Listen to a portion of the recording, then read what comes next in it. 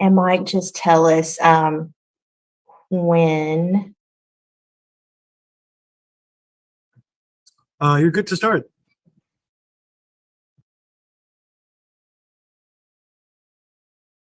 All right, welcome Spring Hill candidates, and welcome everybody to the Spring Hill Board of Mayor and Alderman Candidate Forum.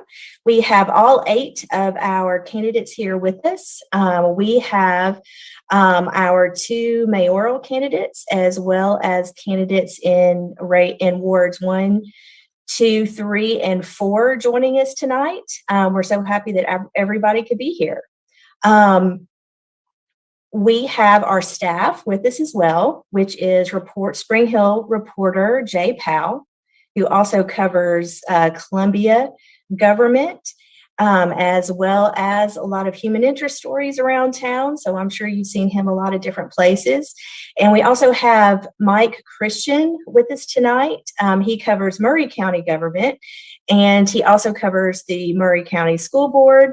And so he will be our timekeeper tonight. And I'm Kerri Bartlett. I'm the editor of the Daily Herald. I'm kind of new to town, but I'm really happy to be here. I just started here in December. And so I'm really happy to be doing this and bringing this service to the community so that all of the Spring Hill residents can get to know you and your platform and how you will serve Spring Hill. So we will jump right in and get started. Our format tonight, we will be in 3 parts. Part 1 will be introductions, where all candidates will get 30 seconds to tell us about themselves.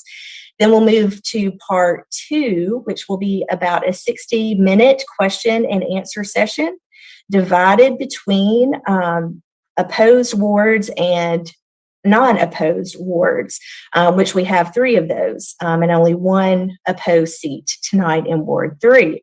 And then we will move to part 3, and that will just be a wrap up, 30 seconds. If you forgot to say something, or if you feel like you need to add something to the conversation, or just wrap up, summarize your main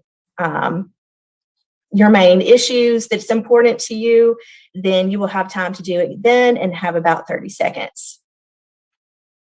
And does anybody have any questions so far? Think we're good. And we do have some people with their videos off at this point, or maybe we do, to save our bandwidth. But right now we are going to move on to introductions, and we are going to let the mayor candidates introduce themselves first. And we will do that in alphabetical order. So, Mr. Jim Hageman, you are up first. You have 30 seconds to introduce yourself. Thank you. Thank you very much for having this forum. And it's another great avenue to get my message out. And so welcome, and thank you everybody who's out there watching this. Jim Hageman, happily married for 34 years. I've lived in Spring Hill for over 20 years. I'm retired from the Air Force, retired from my civilian career, and I just want to serve the city in the capacity that I'm qualified for and want to do it. Thank you. All right, thank you. I think that was under 30 seconds, so good job. Our next candidate is our incumbent, Vincent Fuquay. You have 30 seconds. Hey guys, thanks for tuning in with us, and thanks to our hosts. My name is Fuquay. I am running for candidacy of mayor, resident of Spring Hill since 1993. I'm an entrepreneur, a husband, father, growing my family. Been a current councilman for all the time, so 4 years. Been a privilege to serve the community, and we've made some great strides to improve life throughout, looking to serve at a greater capacity. All right, thank you so much. We will move to our unopposed seats now, starting with Ward 1, candidate Jason Cox. Hi there, everyone. Thanks again for having us. And yes, I am in Ward 1 unopposed. And although I'm unopposed, I have treated this like I've had opposition the entire time. I love getting out and speaking with citizens, learning about the issues, and I'm just really excited to jump in and get started. Thank you. Thank you. Ward 2, unopposed, candidate William Pomeroy. Hello, good evening. My name is William Pomeroy. I am a Brentwood native. I moved to Spring Hill 2 years ago because it was a great place to raise a family after looking around. I'm really excited about it, and I'm hoping to keep Spring Hill a great place to raise a family, and that's the main reason I'm running. Thanks. Okay, thank you. Ward 4, unopposed, candidate Trent Linville. Hey guys, I want to thank you all for having us tonight. Excited to talk about the races going on. My name's Trent Linville. I was born and raised here in Middle Tennessee. My wife Jessie and I have called Spring Hill home for the past 5 years with our 10-month-old daughter Nora. I've been part of the Spring Hill community for a long time, about 15 years. I was involved in the early days of the Bridge Church. We met with less than 100 people back at Chapman's Retreat Elementary, and I'm excited to talk about the issues and opportunities we're facing here in Spring Hill tonight. Okay, thank you so much. Now we will move to introductions for our only ward that has opposition, and we'll start alphabetical order. Kevin Gavigan. Hi, good evening, Spring Hill. Thank you for tuning in tonight, and thank you to the Daily Herald for hosting us here tonight. I am Kevin Gavigan. I am your Ward 3 Alderman today and the Ward 3 incumbent candidate. My hope at the conclusion of this program tonight is that I have convinced you that I am the best candidate for this role. I have been very faithful over the past 4 years in my vow to increase investment in road infrastructure, and been very faithful in my vow to deny property rezones that would increase residential density in the city. And I look forward to talking more about that later. All right, thank you so much. Next candidate in Ward 3, Brent Murray. Thanks, Kerri. I really appreciate it. Good evening, everyone. Appreciate you guys tuning in. My name is Brent Murray. I am running for Alderman in Ward 3. I am happily married for 20 years, have 4 beautiful daughters, 2 that still live here in the great city of Spring Hill. My family and I have been here for going on our 12th year. We love this city, grateful for everything it offers, and I look forward to being able to share some things that I feel like I can bring to continue growing our city. Thanks. Thank you. And last candidate in Ward 3, Angela Privett. Hello, yes, my name is Angela Privett. I've been a resident here for 3.5 years. I own a few businesses and I'm a sales manager for a team of people in Murfreesboro. I've never been in government, but what I don't know, I do make up with wisdom and discernment. I've got several things I look forward to sharing with you guys, and I'm grateful for the opportunity to potentially be serving our city. All right, thank you so much. Okay, well, we will move on to part 2 of the program, which is the much awaited question and answer session, which will last about 55 minutes. And we will start with the mayoral race. And when you see the yellow sign, Mike waving the yellow sign, that means that you have 30 seconds left. And so try to wrap it up as quick as you can when you see the card. Thank you, Mike. All right, question 1 goes to, we're going to start with alphabetical order here. Excuse me, we're going to start with this question going to Mr. Fuquay first. Not long after the election, the city will begin preparations for its next budget cycle, which last year was often described as bare bones due to COVID-19. How do you believe the city should take this? Do you believe the city should take the same route this year, or are there opportunities for more funding of city projects that were put on hold previously? And if so, what projects other than roads and infrastructure would you like to see receive funding? You have 2 minutes. Sure. So I think that we still need to be conservative and nature forward with this budget cycle. We saw some trending in 20 and the results thereof with some increases of sales tax dollars that came as a surprise. It's still something that I think that we need to be cognizant of. Talking with some state leaders and the national economy, there's some current concerns that from my seat I think that we need to be cognizant of and prepare for. We have several infrastructure projects that need to be moved forward and some funds executed towards. I think one thing in the budget that is going to be particularly interesting is the move of Public Works to a different location for expanse of our sewer plant. I think that's going to be a hot topic in this budget cycle. Amongst other things, we see some essential services in police and fire that we would like to go ahead and advance. I think that those are some significant spends that we're going to move forward. Other than those three things, we're going to get pretty lean with those kind of coming up in the queue, if you will. So I'm going to leave it at that, and hopefully we can find some new room with some new eyes coming to the budget, maybe find some other areas that we can make some spends and advance the city agenda. Thank you. Okay, great. Thank you so much. Mr. Hageman, you have 2 minutes. Thank you. So I'm a very frugal guy. In my civilian careers as well as my military career, I have dealt with budgets even larger than what the city budget is, which is over $64 million. And I am a person who likes to dot their T's and cross their I's. And so I go over line by line. As a matter of fact, our last budget, I have gone over line by line. And there are several things on that budget that I do not want to advance because of being frugal and the things that will take priority as far as spending. So I am going to suggest those if you guys elect me as mayor.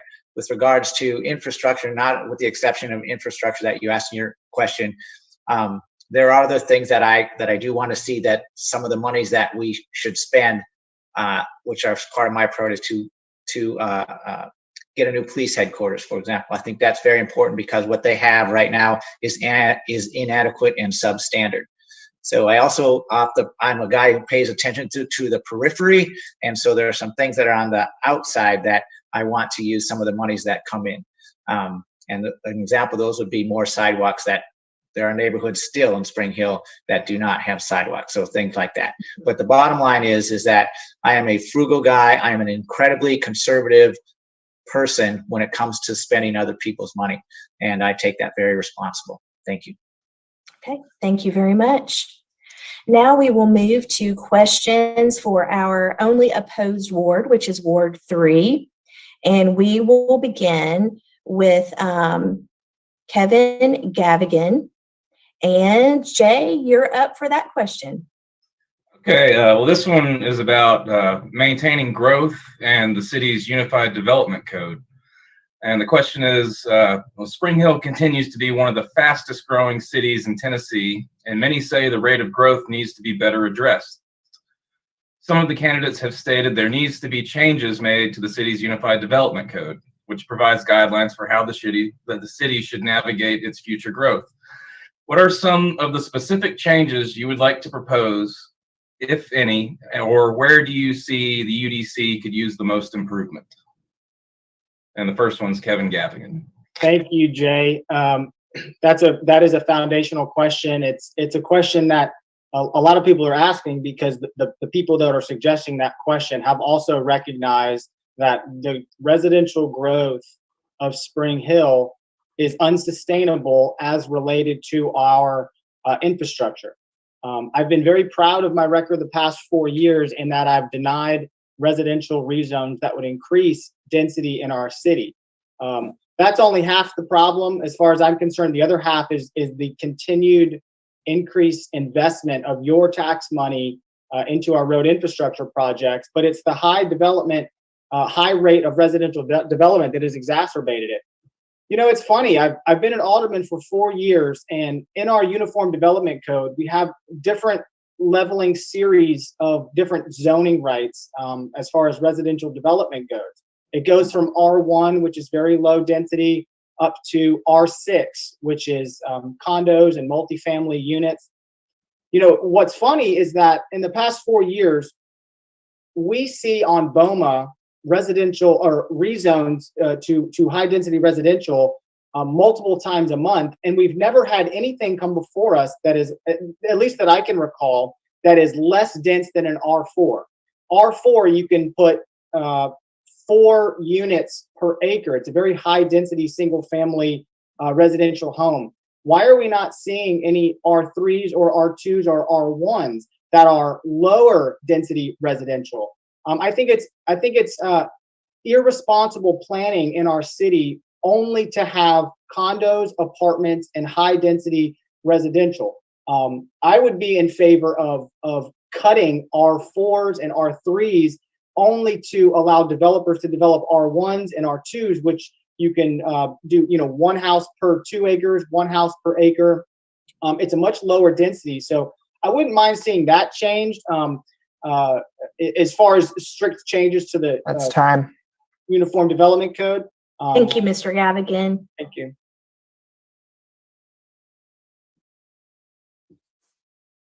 Okay, the next is, let's see, question 2. Brent Murray, you're up next.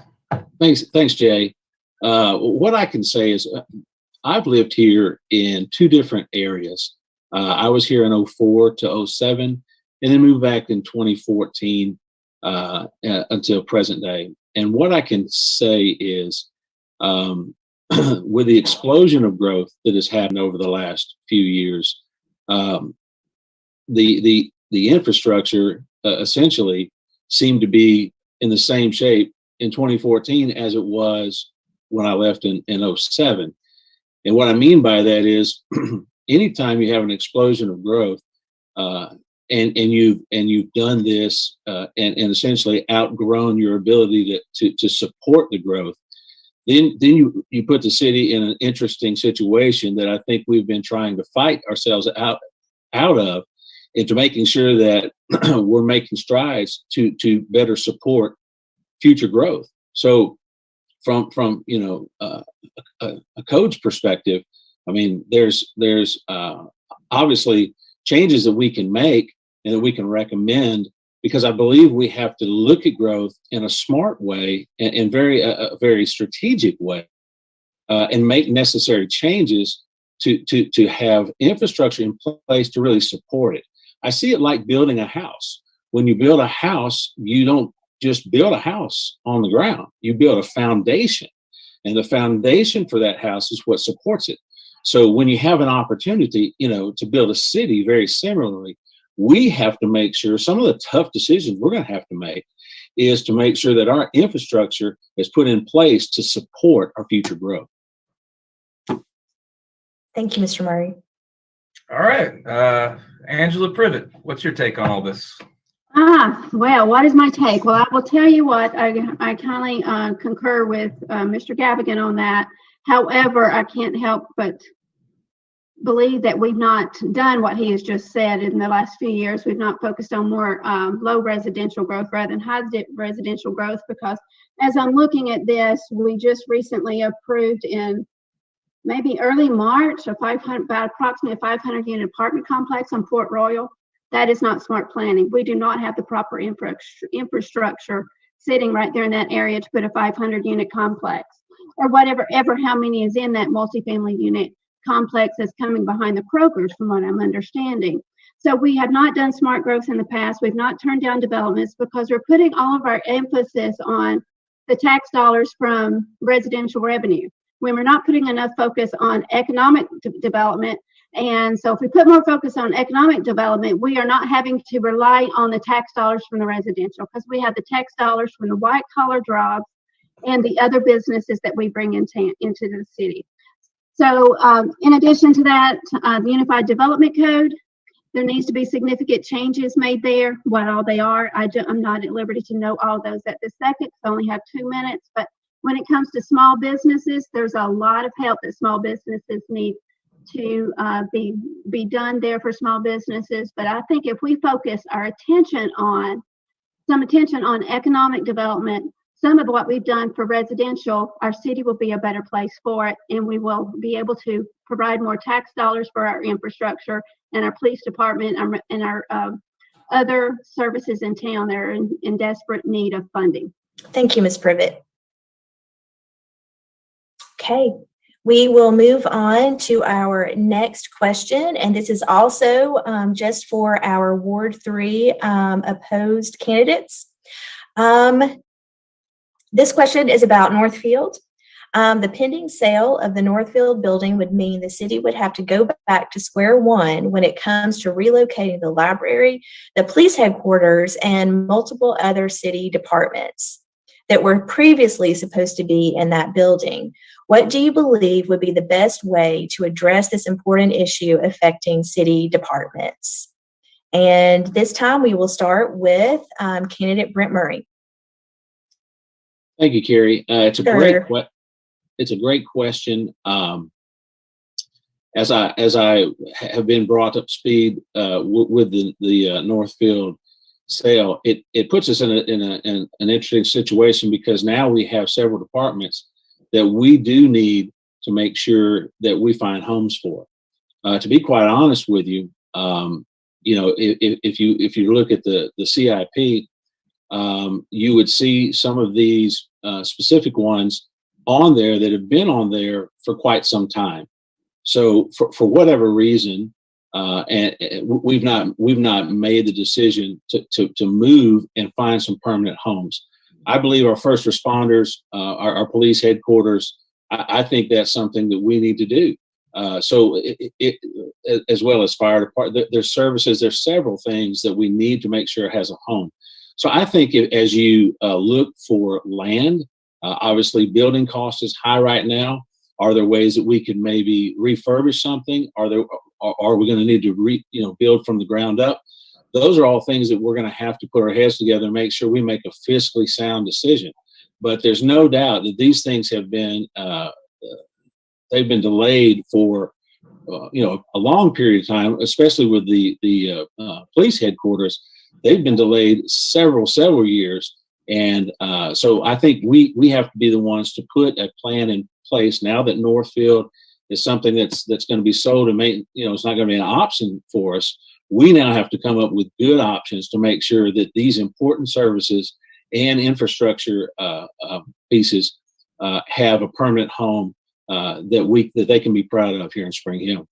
Okay, great. Thank you very much, Mr. Murray. Next, we have again, candidate Angela Privett. Okay. Yes, in regards to the Northfield building, there are many pluses to selling the Northfield building, since that is ultimately looks like going through. It was approximately $8.2 million building with a lot of modifications that need to be done to it, which was going to be very costly. Yes, we don't have a home for our police department, but I'm in favor of selling the Northfield building because there's a lot that can be brought to this city, going back to economic development and going back to white collar jobs. I think this is an asset to our city to be selling the Northfield building. And I am confident with proper planning in the future, with the proper leaders in place, that we can find the right home for our emergency services. Okay, great. Thank you so much. And our last candidate, that same question, Kevin Gavigan. Thanks, Kerri. So from my seat, what I perceived was overwhelming opposition to moving our city services out to Northfield. A lot of our residents, at least the residents that I spoke with during this time, they said that they don't want to travel out to the outskirts of the city for library services or for our planning services or any other departmental need that has citizen and customer-facing interaction. So that led me to my decision to sell Northfield too. But there is sort of a misnomer around Northfield. It actually isn't sold yet. It's still in the due diligence phase.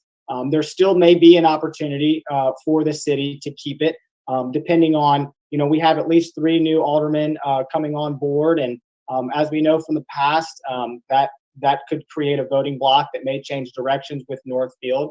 But it ultimately is going to come down to this budget season. During every budget season, we also undertake the CIP process, which is our capital improvement project. And what you're going to see there is you're going to see the Board of Mayor and Aldermen essentially rank those priorities between police and library and some of the other city facilities that we need. We're all going to aggregate together and rank 1 through however many on our priorities for our capital improvement process. I will say this: I've been very encouraged. The city, at least as long as I've been living in the city and been involved in the city, has been very diligent and very conservative with our budget. So we've always passed a balanced budget. I'll continue to do that over the next 4 years if you elect me. But as part of that process, we will also look at our capital improvement plan. And as part of being fiscally conservative in our city, we've also managed our debt capacity very well. Thank you, Mr. Gavigan. I believe that we are at our 30-second mark. And if you have any wrap-ups, of course, you have 30 seconds at the end of the program for closing remarks as well. All right, thank you so much. Great conversation through that round. Now we are going to open up questions to all wards. And Jay, I believe you have the start of that question, and this is going to go to the unopposed wards first, and then the opposed Ward 3, and then our mayoral candidates. All right, Jay Powell. Well, now on to everyone's favorite subject, roads and infrastructure. So the question is, roads and infrastructure seem to be a top priority for all the candidates. So over the next 4 years, the city will also see major projects move forward to completion, such as the I-65 interchange at Buckner Road, as well as the widenings at Buckner Lane and Buckner Road, and Highway 31 being placed on TDOT's priority list. Now, some of these projects have a tight deadline. And so in what ways are you prepared to work with state government to ensure that the work is done in a timely manner? And the first candidate is Jason Cox. Hi, thanks, Jay. Yeah, I mean, we absolutely have tight deadlines, and I think number one, we have to make sure as a board of mayor and aldermen that we're all on the same page with what needs to be done so that we continue to push this forward. It's going to be tight.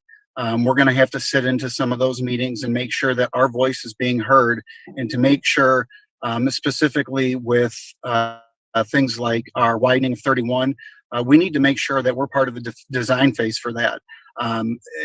It's critical so that we get our say, making sure that we don't just leave that up to the state. But, you know, I think first and foremost, we have to be a unified board and have a vision and a goal towards getting this done.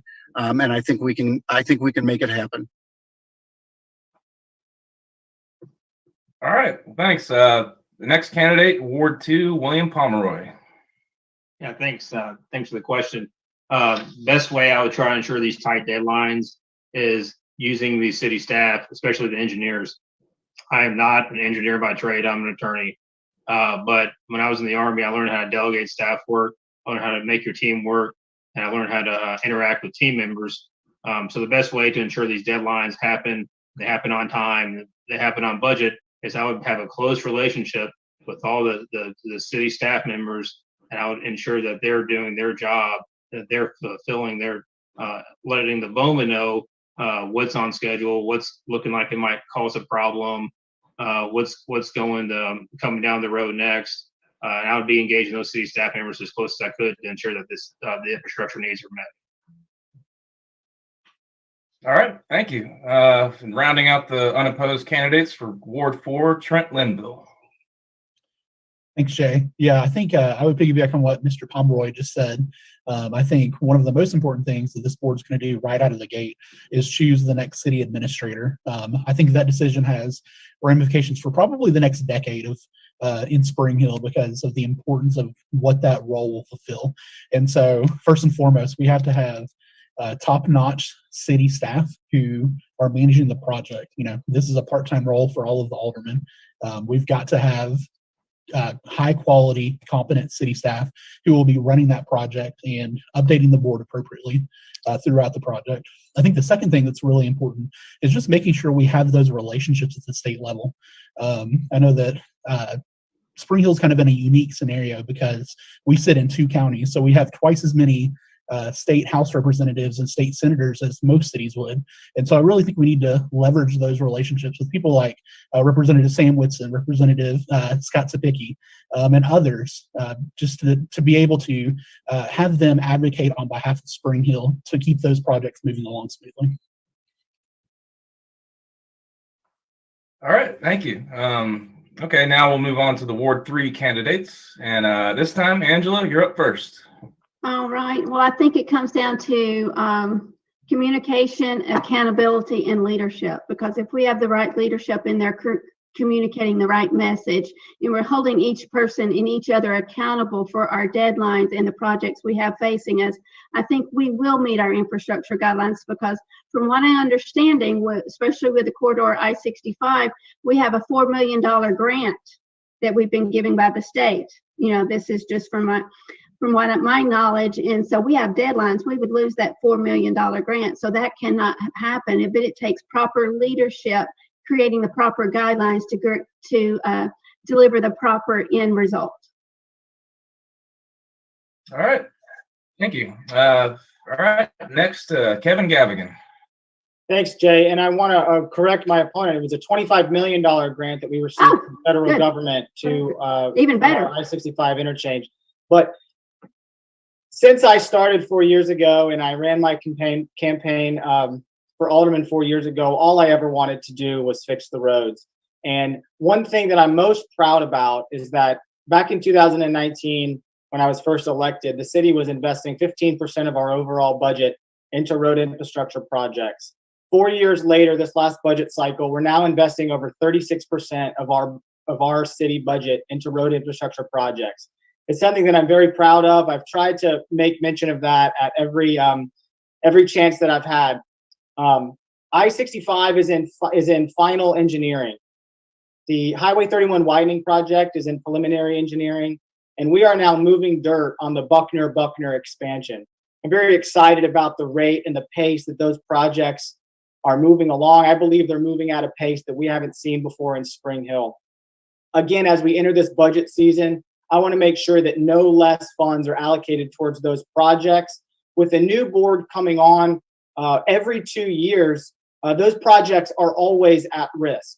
And I'm very encouraged to hear not just my opponents in this race, but the candidates in the other wards and the mayor candidates speak so highly towards road and road infrastructure projects, because it's still the highest priority of mine. And over this next 4 years, it'll continue to be the highest priority for me. Thank you. All right. Thank you, Kevin. All right. Brent Murray. I think your mic's muted. I'm sorry. Thank you, Jay. I appreciate that. I think one of the principles we have to do is we have to inspect what we expect. So as far as making sure that deadlines are being met, there's a lot of moving pieces to that, especially when you're partnering with not just the BOMA, but our city staff, our state representatives, our state workers. I mean, there's a lot going on. So inspecting what you expect from people, I think, is the first thing. You have to set clear expectations for deadlines. Got to have consistent check-ins to see where we're at. And then we've got to be able to offer whatever support necessary to help wherever we can to ensure deadlines are met.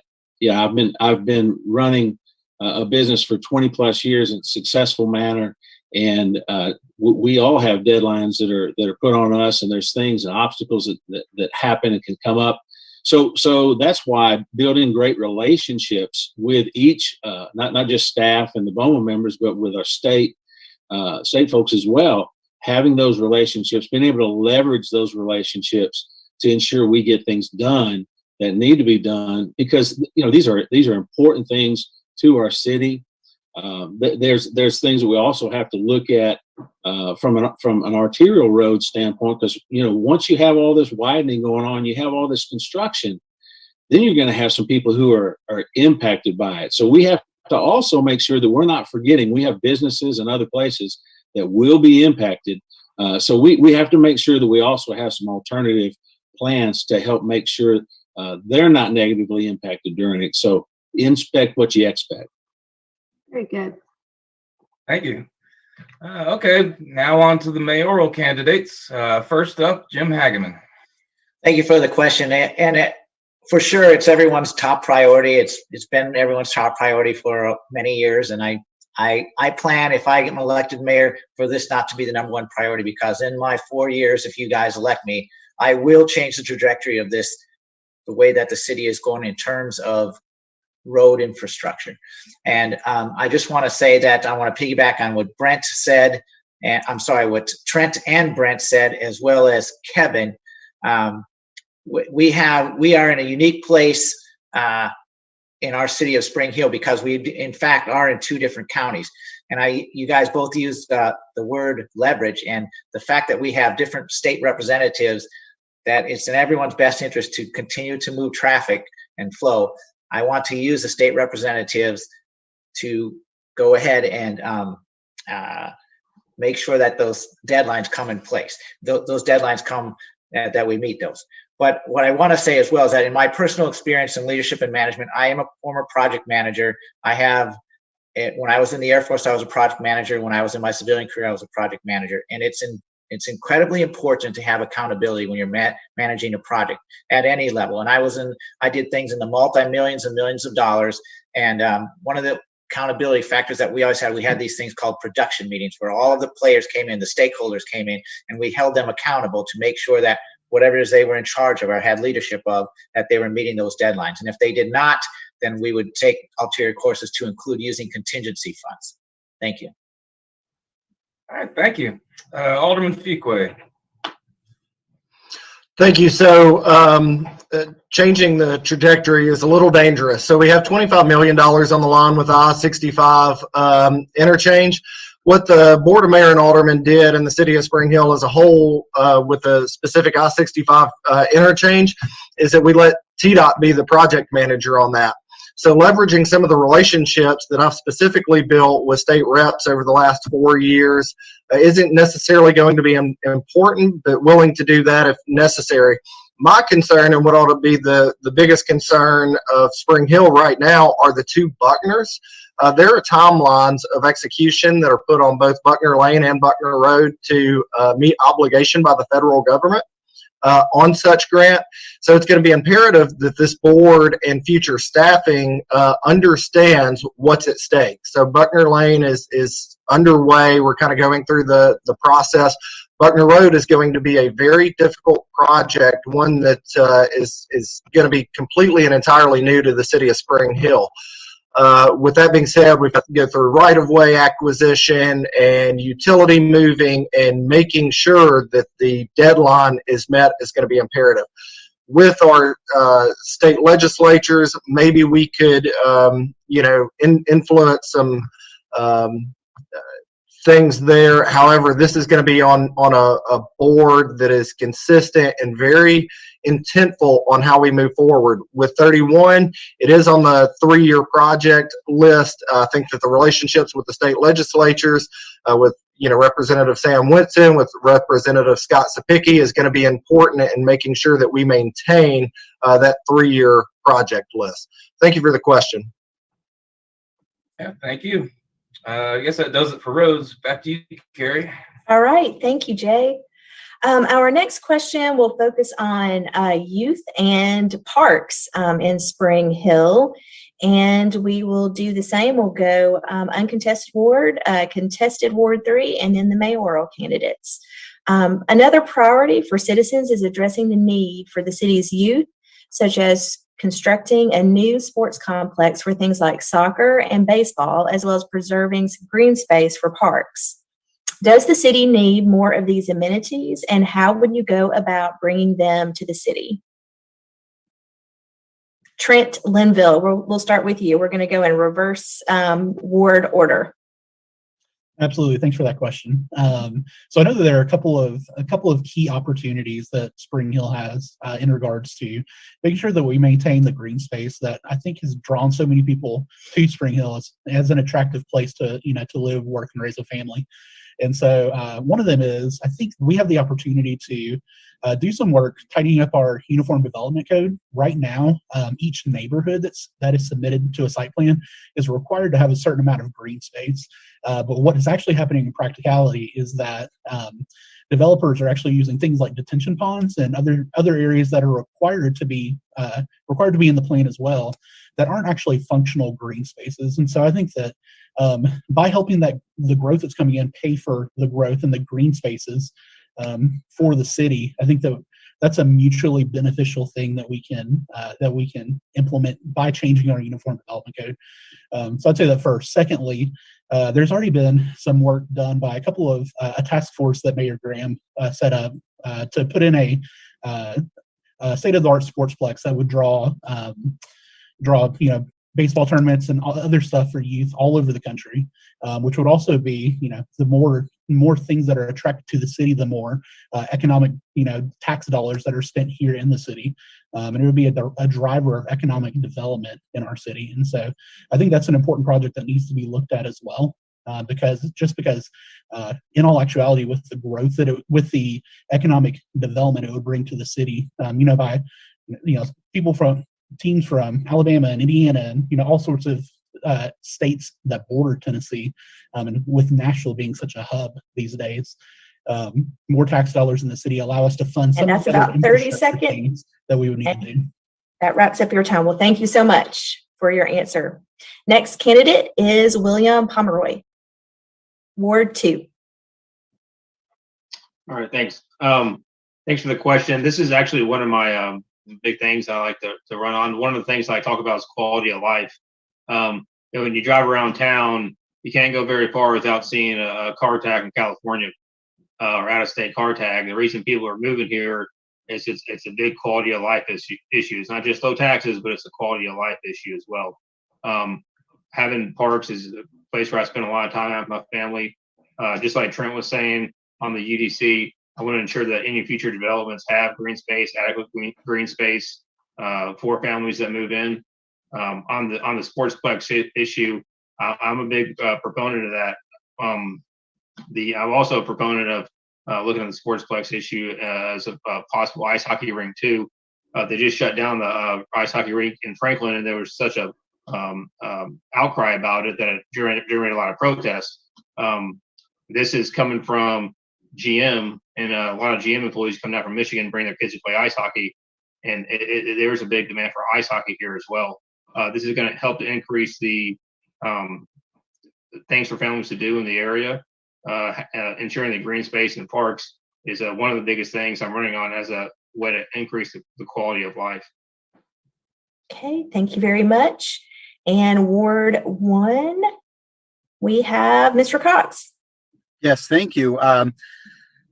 So Will mentioned quality of life, and when you look at our Spring Hill Rising 2040 plan, right now reading through that mentions that we have to maintain quality of life and we have to improve quality of life. And right now, we're doing so much building and we're losing that quality of life. We have so many people coming into the area, but we don't have parks. We need to sit down and strategize how we're going to go about acquiring land, bring in parks, and I'm also a huge proponent of the sportsplex idea. Looking at the sportsplex in Indiana, they have turned around their economy because they brought in and developed a sportsplex. And I came from Michigan, and we had 35 soccer fields, and every Memorial Day weekend, we drew 600 plus teams, and that our economy thrived. And we're in Michigan at that time, and you can't play year round in Michigan. Down here in Spring Hill, we have an opportunity to do things almost year round. And I think if we can bring in something where we have baseball fields, soccer fields, even a facility that could have an ice rink, I think it would be absolutely fantastic. And again, going back to the Spring Hill Rising plan, we need to follow the plan, and we're not doing that right now. So thank you. Okay, great. Thank you very much. Now we will move to Ward 3, Kevin Gavigan. Great, thanks. Jason's right. Several others have mentioned it tonight. A sportsplex will pay for itself in the economic development that comes along with it. I was able to witness the work that the sportsplex task force did several months ago. They looked at all the available land in the city, and they presented a deliverable to the Board of Mayor and Alderman. And the quality of that work product is something that all of us in our private in our private worlds of commerce, we don't see work product of that high quality. I was very impressed with the work that they did, and it should remain a foundational document to try to get that. There's opportunities for that.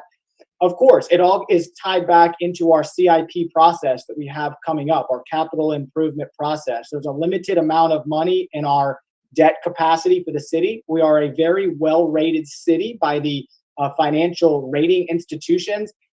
We have to maintain that, yes, but with the available debt load that we have available to us, a sportsplex I see as a no-brainer because, again, it does pay for itself. The money that it would bring in would pay for the sportsplex, and it would be a net wash. And then once that debt is paid for, then it's just gravy from then on out.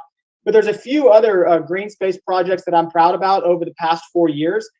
We always look for ways to save money in the city, right? There's my 30-second ticker. So I'll just say this. The Harvey Park Greenway project was another project where we received outside state money. That's outside state money that we received. And that park is going to be from Harvey Park and run all the way through the west side of our city to the heritage schools over there. That's going to be a great thing for the city. The dirt is already moving on that. And again, the city did not have to pony up 100% of the funds for that project. It's going to be a great green space opportunity. Okay, thank you so much. Okay, now we will move to Brent Murray. Thanks, Kerri. I am a huge fan, and I've said it in every interview that I've done. I am a huge fan of us finalizing a plan for a state-of-the-art sportsplex. I envision something like we're looking at land. Why don't we go to GM, talk to GM about sponsoring it? But because they got plenty of land there. But to have a state-of-the-art sportsplex that encompasses all kind of sports for our kids. I've heard so many people say we have to go to Franklin or we have to go to Columbia. We have to go somewhere for our kids to play sports. I think it would be incredible to have it right here at home. I do know the task force has put together some great designs for us to look at. But one of the things is it can and will be able to pay for itself. It's not necessarily something we have to do as totally just a city. It can be public, but also private capital investment as well. And I think there's a lot of people that would be interested in that. So there's other ways to make sure, because when things get on this, the one thing you have to be careful about, they can be put on the CIP, but there's a lot of things that have been put on the CIP that have not gotten completed. So this is something that can certainly not only pay for itself, but it'll bring tons of revenue. If it's managed well, it'll bring tons of revenue to the city, and our other businesses will be frequented. So, and I also think as far as green space, I think we need to be able to work it out with the developers. I think we ought to hold the developers accountable to helping provide for parks and areas in their development. So that's just a couple of my ideas. Great, thank you so much. All right, Ms. Privett. One of the things I learned by opening up a business here in Spring Hill, I learned from the public themselves. I listened to the citizens and what was needed in the city of Spring Hill before I even opened up this business in 2019 and 20 timeframe. The biggest complaint I got from families, being a mother of 2 and a grandmother of 5 children, biggest complaint I got from citizens was there's nothing here for our children to do. We always have to travel elsewhere. So the sportsplex is ever most needed. It was needed many, many years ago, and I'm proud that we're getting to it now. But if we would take lessons, majority of my business is in Rutherford County. If you look at Rutherford County, if we just modeled some of our parks and our recreation according to what Rutherford County and the planning that Rutherford County has done, we can make a major impact in changing the city of Spring Hill and give more for our residents here to do with their children and young family. So yes, there's so many things I've gotten feedback from the residents of what is needed here. But the biggest thing is just like Brent said, there's nothing for our families to do. And I think that with proper planning for the future and properly allocating the proper funds in the right places, we can make this happen. Okay. Thank you so much. Okay, we will now move to our mayoral candidates. starting with Mr. Fuquay. Thank you for the question. So interestingly enough, I'm kind of teeing up a funding source now in an effort of leadership for the next board, whether I'm included in that or not. Green space is incredibly important. And I don't want to reiterate, but I thought that there was some pertinent information brought up earlier in the conversation by Alderman-elect Linville. Our code is flawed in kind of some of the credits that go towards green space by development. I've talked with our new planning director that has been hired. It's something that we're teeing up for this future board to address. That way we get more green space from development. Also with that, if they don't want the green space within their development, that they're going to have to credit us with the land cost equivalent to make that happen. The funding source that I'm kind of seeing for this next board, and you'll see it on a discussion item for the month of April through the Board of Mayor and Alderman, is our adequate facilities tax. We don't charge that to development to the max that the state allows. So in funding these future green spaces and different things throughout the city, it's going to be important to not miss out on the millions that we are currently. It's something that's been discussed by this board and other boards in the past, and it's something that we need to do today. So getting that funding source established, looking at development for these green spaces is going to be incredibly important. With the sports complex, I think that funding comes pretty easily through private-public partnerships. There's been some discussions with county leaders in regard to that. I think that there's interest in both Murray and Williamson counties to do so. It's just getting there. Also, funding it with all of our roadway projects is going to be the difficulty that Spring Hill is going to see. It's an agenda we want to move forward. We apply for grants, a ton of them actually, but we just don't win them all. It's good when we do, but sometimes just don't. But it's something that the board needs to be cognizant of, make the changes in the code, increase the adequate facilities tax to develop. 2 minutes. Thank you. Thank you. Okay, Mr. Hageman. Thank you. Thank you for the question. So I am a former youth soccer coach and a former softball coach. I run my campaign I live my life because it is important for me to represent people that are underrepresented and use my skill set for that.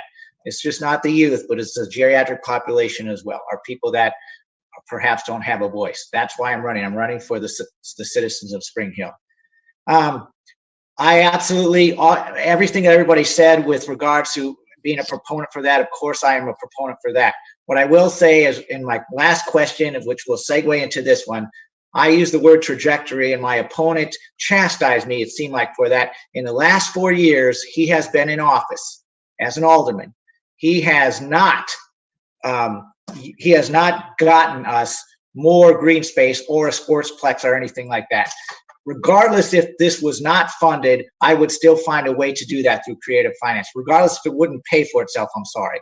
If a sportsplex or more green space for our youth, which they need to be developed through those kinds of programs, I would still find a way to fund that because I believe that is incredibly important. Thank you. Okay, great. Thank you so much. We appreciate that round with our candidates. We will now move to a lightning round. And so that just means that we will ask a question and your time limit will be a little less. On this one, you will have 30 seconds to respond. And Jay Powell, I think you're up. All right. Well, we can't be having this today without talking about Rippavilla, since Rippavilla is set to close today. And although the city no longer holds ownership and terminated its management contract earlier this year, it doesn't change the fact that it is still an important city asset that people don't want to see go away. So the question is, in what ways would you want the city to continue its relationship with Rippavilla once a new management contract is put in place, as well as improve its relationship with Rippavilla Inc. that, as many aldermen have previously stated, has been lacking in good communication? Okay, so for the lightning round for this one, we're going to start with Ward 3 again. First up this time, Brent Murray. Thanks, Jay. Well, a couple of things. I believe in building great relationships. And I think we have to do that with whoever we have that will be managing Rippavilla. First of all, I think Rippavilla is a necessary historic thing. We've got to keep it in our city, and we have to be able to manage it effectively. That is really going to be the key for us to make sure that we're making the right decisions and that it is remains an attraction in the city. All right, thank you. Next, Angela. I believe in preservation and restoration. So yes, I do believe in Rippavilla, and I do believe that if we put our minds to it, we can figure out a plan for the future of Rippavilla. I just do not know enough about the project, being that I have a career and have not paid as much attention to that. But I believe with the proper attention, we can figure out the right plan for Rippavilla. All right, thank you. Alderman Gavigan, what's your take? Thanks, Jay. This was a very difficult 5-4 decision on BOMA several months ago to terminate the existing operating agreement. When we contract for our new operator for Rippavilla, there's two things that I'm going to be looking for in that contract. One, it's got to be financially self-sustaining. They can no longer rely on the $100,000 windfall from the city every year to be self-sustaining. And two, it's got to, whoever organizes it and operates it has to preserve the message and be bold in the face of inappropriate activism when it comes to Rippavilla. All right, thank you. Now moving on to the mayoral candidates. We're going to start with Jim Hageman. Rippavilla is incredibly important to me. I'm proud to say I'm from Spring Hill and we have that in our historic quorum, our historic plethora. And I will always be a proponent for that. Thank you. All right, thank you. Alderman Fuquay. Yes, sir. I've been an advocate for Rippavilla for the last 4 years. Go to every event, do this. So listen, Rippavilla is protected. It's in the city. It's land trusted. Nothing's going to happen with it. As far as the management agreement and what that looks like, the city is actually undergoing currently a master plan for the property that's going to tell any entity how to use the property and the desires of the Board of Mayor and Alderman once that gets passed. So Rippavilla Inc., a new management company, whatever that may be, is going to have a document that says, thank you. Thank you. Okay, now on to the unopposed candidates. Ward 2, William Pomeroy, Rippavilla. Yeah, thanks. So actually, historical preservation is one of my biggest things. I was just at Rippavilla on Sunday for the Cheers family reunion. I would have opposed to remove the Rippavilla Inc. from the 5-4 decision the board made. I understand the $100,000. There wasn't a good plan on there, but there's been one bid submitted so far by Franklin Battlefield Trust. I'm going to go on record right now and say I am 100% opposed to Franklin Battlefield Trust taking this thing over. They're going to make it a second fiddle to the Carnton plantation. It needs to be kept within Spring Hill. Thanks. All right, thank you. Ward 4, Trent Linville. Yeah, also I would agree with Mr. Pomeroy. Rippavilla has an important story to be told that speaks to the rich history that's in Spring Hill, and so my understanding of the Rippavilla issue is a little bit different. The Rippavilla is still an important city asset. I think that we're looking for a management company that can better tell the story than Rippavilla Inc. Had previously done, and so I'm excited to work with the rest of the board to find that management company to help that property flourish. All right, thank you.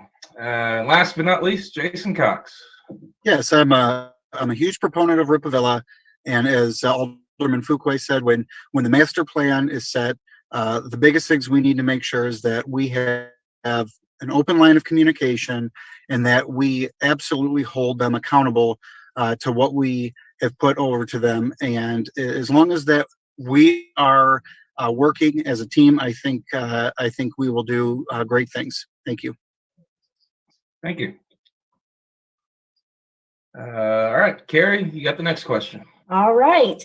This is our last question, and you have even a shorter amount of time. This time we're going to give you 15 seconds on this one. This is a big issue we're going to start with unopposed wards. This is a big issue in the city. Voter turnout is low, reaching just a little over 5% in the last election. Why do you think that's so, and how would you improve voter turnout? And we will start with Trent Linville. 15 seconds. sorry, unmuting there. The good thing is based on the turnout data that's coming in so far, it looks like we're on track for about 8% turnout, which is much better than the last election. But I think it's important to keep Spring Hill elections in April because there's a narrative that needs to be told in Spring Hill. Have conversations about Spring Hill issues, and it would get lost in the commotion of November elections if we moved it. Thank you. Okay, Ward 2, William Pomeroy. Yeah, I'm also opposed to putting elections on the federal or state ones, but I think maybe opening up another voting location. Right now, there's only one on voting day and one early voting. Maybe opening up 2 for early voting and 2 for voting day would help increase turnout. Great, thank you very much. Jason Cox. Yes, Ward 1. I would certainly, I want to keep the Spring Hill election where it's at. I don't want to move it in line with the general election. I think, like Mr. Pomeroy said, we need to make that early voting more accessible. 8 to 4 is very difficult for people who are driving into the office. And sorry, thank you. Mayoral candidates now. We will start with Vincent Fuquay. Sure. The Board of Mayor and Alderman took some action to increase turnout. Now it's trending that's been successful. Something that the Board of Mayor and Alderman needs to consistently keep on their radar and making improvements where available. Okay, thank you. Mr. Hageman. So 15 the seconds. thank you. The fact that the city has mailed out the mail-ins twice to promote the election is a great thing. I will continue to support that. Thank you. Great. Well, thank you so much, candidates. This ends our question and answer session, but we do have time for closing statements. I think we did Ward 3 for that. Oh, I'm sorry. Yeah. They went from unopposed to the mayoral. Oh, you're right. You're right. Still got Okay.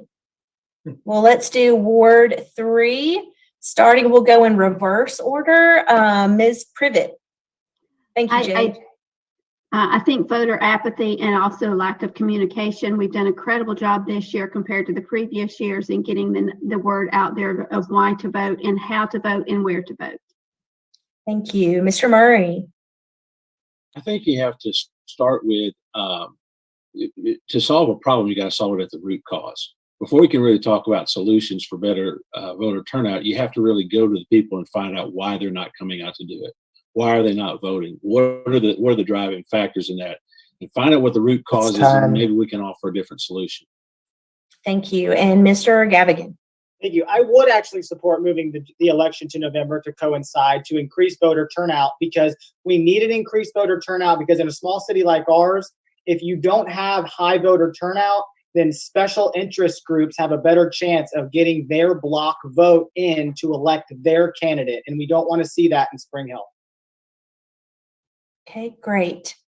Thank you so much. Now, I believe we are ready for closing comments. So we will go back to our mayoral seats, and you have 30 seconds just to wrap up any closing comments that you would like to share. And we'll start with Mr. Hageman.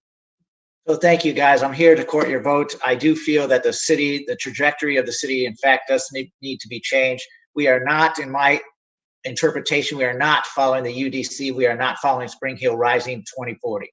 And if we were, we would be a lot better off. And so that is what I am going to do when I'm mayor. Thank you.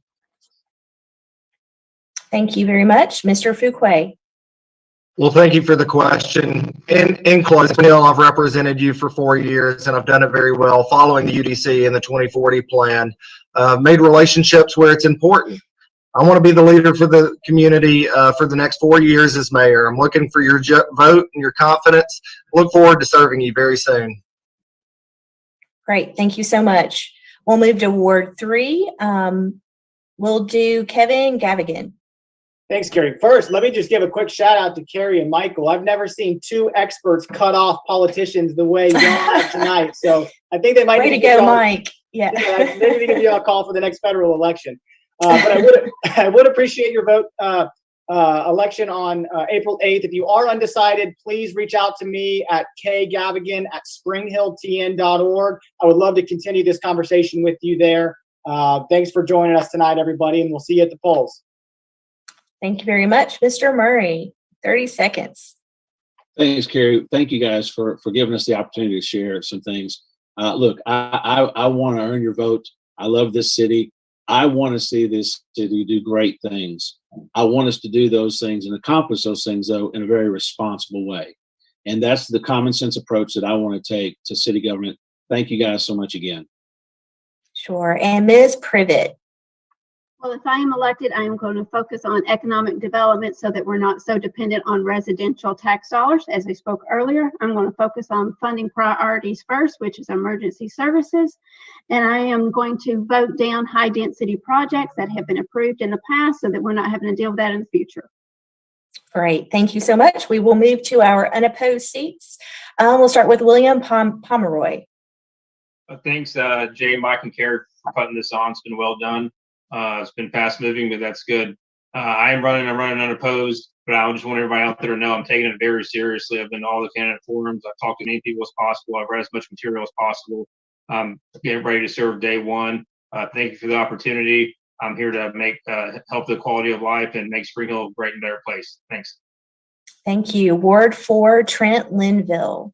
Yeah, so I'm also running unopposed, and like Mr. Pomeroy, I've been very diligent about putting in the work that it takes to be ready on day one. There are important issues that the board will be making right out of the gate, including hiring a new city administrator, which is essentially like hiring the CEO of the city. That one decision will have ramifications for the next 10 years in the city, and so as all of us are asking you for your votes, I would just encourage everyone to ask is each candidate being day one ready. Great. Thank you so much. And our last comment will come from Ward 1, candidate Jason Cox. 30 seconds. Thank you. And yes, I am running unopposed, but I have treated this campaign as if I had an opponent the entire time, and I've enjoyed every minute of it. I've been reading through all of the documentation, coming to all of the meetings, and I am going to step in and be day one ready, and I'm very excited. Thank you. Thank you so much. Well, it looks like we have reached our hour mark. We're just a little over, which is not too bad. 7:07 here. I just want to thank the candidates so much for joining us tonight. I think the conversation was very comprehensive. Thank you so much for your answers, really in-depth answers that gives the community just more information so that they can take to the polls. And we hope that the constituents in Spring Hill have heard you, and we hope that they will go out to the polls April 8th. And polls are open from 7 a.m. to 7 p.m. And this concludes our program tonight. Very well done, guys. Thank you very much. Thank you. Thank you so much. Thanks, I'm glad Kerri. everybody could come. Yes. All right. See you.